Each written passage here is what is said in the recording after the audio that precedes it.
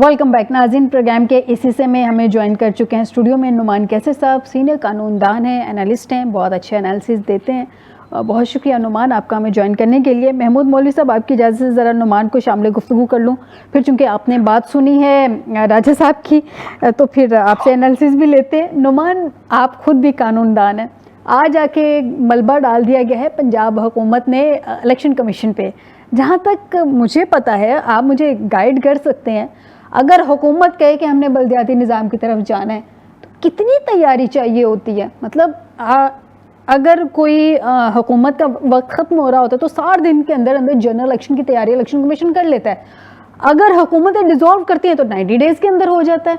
ये पिछले मतलब 8 फरवरी 2024 के इलेक्शन हुए हुए हैं, 2026 चल रहा है, वो भी ख़त्म होने को अगस्त चल रहा है, अभी तक तैयारी नहीं इलेक्शन कमीशन कर सका बल्दियाती निज़ाम की। देखिए, इससे पहले कि मैं इस बात का जवाब दूं, नहीं, आप मुझे इसी बात का जवाब नहीं, मैं छोटी सी एक तमहीद बांधना बड़ा ज़रूरी है। वो जो आपने कहा ना कि जनरल इलेक्शंस 90 दिन के अंदर कराना ज़रूरी है अगर डिसॉल्व होता है, तो पिछले टेन्योर के बाद भी। वो तो खैर उन्होंने 120 दिन से ऊपर ले गए थे। मेरी गुजारिश ये है कि जो लोकल गवर्नमेंट्स है ना, लोकल गवर्नमेंट्स आइन के अंदर उस तरह जिस तरह वफाक और सूबों का एक टीयर्स बनाई गई है, लोकल गवर्नमेंट उसका 3rd टीयर नहीं है। ठीक है। और लोकल गवर्नमेंट के इलेक्शन की जिम्मेदारी, अभी राजा साहब ने जिक्र किया, वो सूबाई हुकूमत पे डाली गई है आर्टिकल 140A पे कि जो सूबाई हुकूमत है उसने कानून बनाना है, कानून बना के वो जो चाहे, जिस हद तक वो तफवीज़ करना चाहती है हुकूमत, वो लोकल गवर्नमेंट्स को कर दे, और जिस हद तक चाहे ना करे अपने पास रख ले। ठीक है। तो ये इंडिपेंडेंट आज़ादाना 3rd टीयर कानून के अंदर नहीं है, और यही वो वजह है कि जो जब आपने एक पावर दे दी सूबों को, तो सूबे क्यों करेंगे कि अपनी पावर को थोड़ी हद तक तफवीज़ करें? क्यों तफवीज़ करेंगे? एक दूसरा, आपने जो वजह बताई है, वजह पूछना चाह रही हैं, देखिए हमारी सबसे बड़ी वजह है कि मैं अक्रॉस द बोर्ड जो सियासी जमातें हैं उसको मुर्द इल्ज़ाम ठहराऊंगा। इलेक्शन कमीशन तो हम उसको एक पंचिंग बैग बना देते हैं कभी कभी, ठीक है। नेशनल इलेक्शंस में उनका एक अपना किरदार रहा है डिले करने में। देखिए, हालिया देखें 2001 के लोकल गवर्नमेंट के जो लॉ था पंजाब में, उसके बाद उस पर मुशर्रफ साहब ने अपना एक इलेक्शन कराया। उसके बाद 2013 के लॉ आता है जो पंजाब गवर्नमेंट बनाती है। उसके बाद 2019 का लॉ आता है। आपके इलेक्शन 2015 में होते हैं पंजाब में, ठीक है, और 2016 में हुकूमतें बनती हैं, और 2019 में पीटीआई की हुकूमत आके नया कानून बना के जो पिछली लोकल गवर्नमेंट हुकूमत है उनको ख़त्म कर देती है। सही।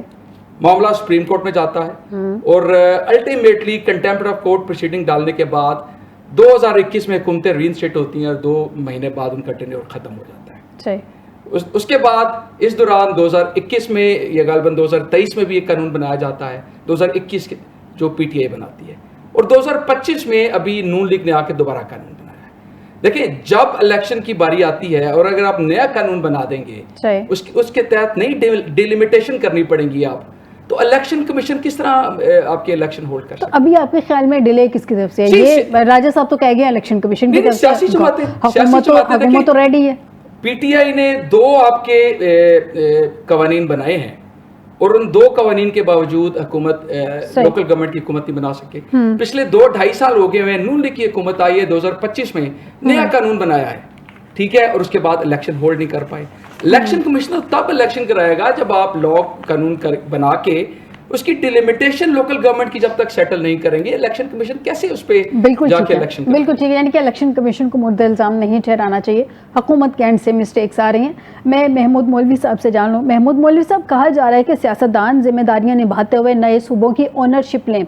नए सूबों की महमूद मौलवी साहब ओनरशिप किसने लेनी है? जो मौजूदा सूबे हैं, मौजूदा हुकूमतें हैं, और पहली दफ़ा नहीं इतने सालों से हुकूमतें करती आ रही हैं, ये सिस्टम की ओनरशिप नहीं ले रही, तो नए सिस्टम की ओनरशिप कौन सी हुकूमत लेगी सर?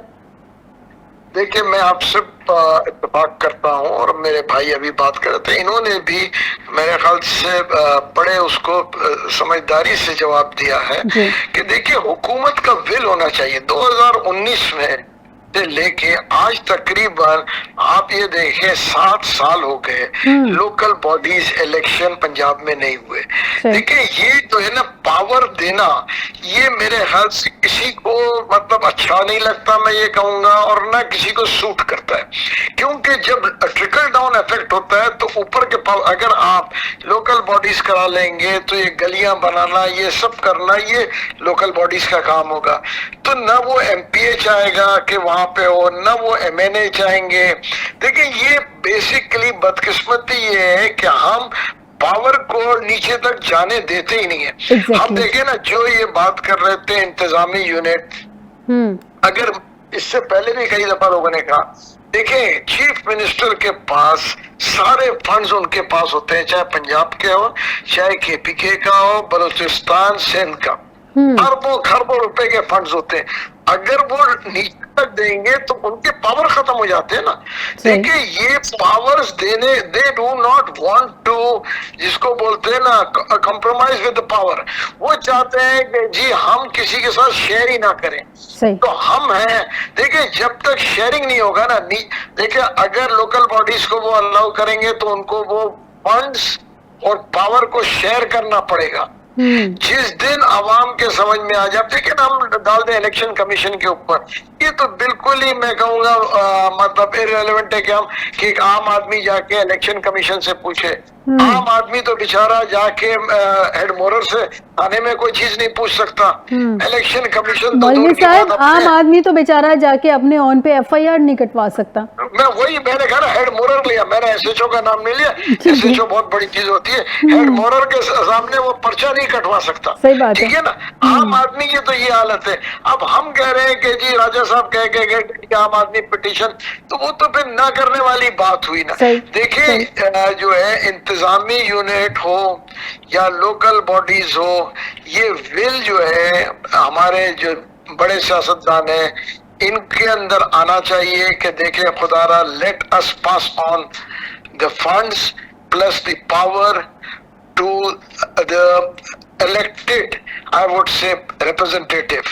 देखिए ना, हम बातें सब डेमोक्रेसी की करते हैं, बदकिस्मती ये किसी पॉलिटिकल पार्टी में डेमोक्रेसी नहीं है, चाहे पीटीआई हो, पीएमएलएन हो, पीपल्स पार्टी हो, मतलब देखिए लेट्स फेस इट, आप मुझे बताएं ना किस पॉलिटिकल पार्टी में डेमोक्रेसी है? तो ऊपर से कह दिया, वो कह दिया गया। तो जब ये माइंडसेट हम लेके चल रहे हैं, हम डेमोक्रेसी को जो है बहुत कहते हैं डेमोक्रेसी के ऊपर, जी डेमोक्रेसी होनी चाहिए, हमको डिक्टेटरशिप नहीं पसंद। भाई खुदारा, पहले पॉलिटिकल पार्टीज में तो डेमोक्रेसी लेके आए ना। बिल्कुल सही कह रहे हैं महमूद मौलवी साहब, पॉलिटिकल पार्टीज में डेमोक्रेसी लेके आए, क्योंकि मेरे लास्ट 2 मिनट चल रहे हैं प्रोग्राम के, मैं नुमान कैसर से भी उनका लास्ट कमेंट ले लूं। नुमान, कहा जा रहा है कि सियासतदान, जैसे अभी मैंने महमूद मौलवी साहब से भी पूछा कि ऑनरशिप लें नए सूबों की। अब मौजूदा निज़ाम की तो पहले ऑनरशिप किसी ने ली नहीं है, जब भी किसी से बात करती है कोई आम आदमी पे डाल देता है, कोई अदालती निज़ाम पे डाल देता है, और अदालत की तरफ से अगर देखा जाए तो पॉलिटिशियंस की तरफ से एंड पे आती है, जी इन्होंने लॉ नहीं इस तरह का बनाया, या लॉ को जिस तरह से फ्रेम किया हम तो उसके अकॉर्डिंग जो है फैसले करते हैं। निज़ाम आर्टिकल 239 की शिक 4 के तहत मकासद अगर हासिल ना कर सका तो क्या नए सूबों के क़याम के लिए रेफरेंडम का इनकाद ही वाहिद ऑप्शन होगा आपके ख्याल में? देखिए आर्टिकल 239 आपने वजह फरमाया कि आइन के अंदर कोई भी अगर तरमीम करनी हो तो आर्टिकल 239 के तहत की जाती है। एग्जैक्टली। सो पहले आपके सब सूबों में जहां आप उसकी हदूद तब्दील करना चाहते हैं उनकी असम्बलियां 2/3 अक्सरियत से वो पास करेंगी, और उसके बाद पार्लियामेंट भी 2/3, दोनों हाउस है जो 2/3 से पास करेगी, तो ये हदूद बदलेंगी। दूसरा आपने जो ऑनरशिप की बात की, देखिए बड़ी अहम चीज़ हमें ज़हन में रखना है कि किस तरह वफाक और सूबों के दरमियान में एक लड़ाई रही, एक तगदो रही कि सूबाई खुद मुख्तारी की बातें होती रहीं।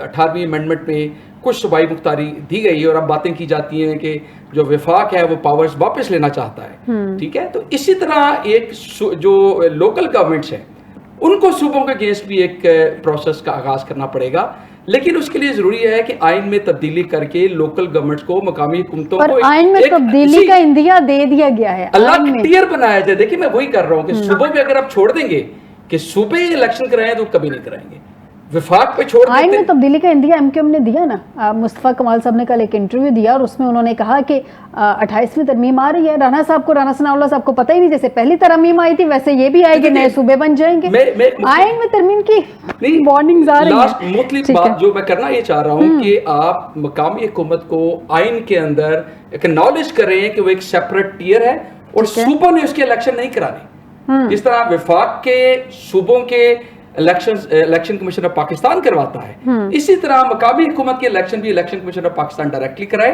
और उसमें सूबों का कोई इख्तियार ना हो।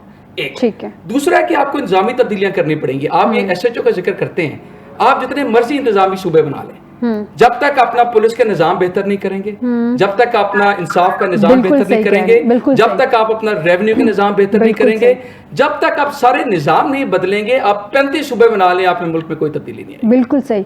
इंतजामी मामला जब तक बेहतर नहीं होंगे, चाहे लाख सूबे भी बन जाएं, तो उससे कोई बेहतरी नहीं आएगी। नाजरीन, डिबेट जाहिर सी बात है सूबों पे जनरेट हो चुकी है, आगे भी डिस्कशन का हिस्सा रहेंगे, लेकिन चूंकि हमारे प्रोग्राम का वक्त खत्म हो चुका है, जाना तो नहीं चाह रहे थे लेकिन क्या करें, वक्त की किल्लत है, मजबूरी है। और एक पीछे हमारे बैठे भी प्रोड्यूसर बार बार कान में कह रहे हैं कि जनाब एंडिंग दे दें।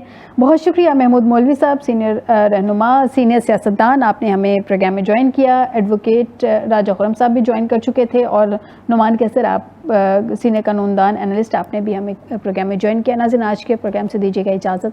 बशर्ते ज़िंदगी आपसे दोबारा मुलाकात होगी, अपना ख्याल रखिएगा।